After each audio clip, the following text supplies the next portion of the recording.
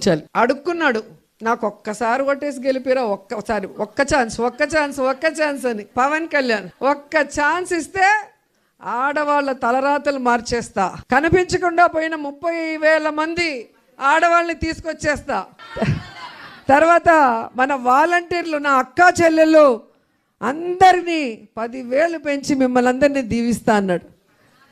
సుగాలి ప్రీతి పేరు చెప్పుకొని సుగాలి ప్రీతి వాళ్ళ తల్లి కన్నీళ్లతో గెలిచిన పవన్ కళ్యాణ్ ఈరోజు అదే సుగాలి ప్రీతి తల్లి కన్నీళ్లు పెడుతున్నా అపాయింట్మెంట్ ఇవ్వకుండా ఆ కుటుంబానికి న్యాయం చేయకుండా మోసం చేసిన వ్యక్తి.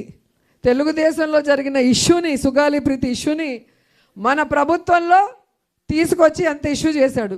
ఆ కుటుంబానికి జగనన్న న్యాయం చేశాడు, కానీ పవన్ కళ్యాణ్ న్యాయం చేయలేదు.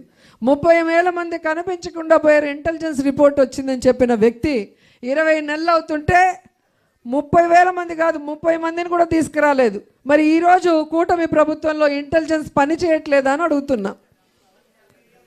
ఈరోజు వాలంటీర్ అక్క చెల్లెమ్మలకు 10,000 పెంచడం దేవుడెరుగు, మొత్తానికి ఉద్యోగాన్ని పీకి రోడ్డు మీద పడేశారు.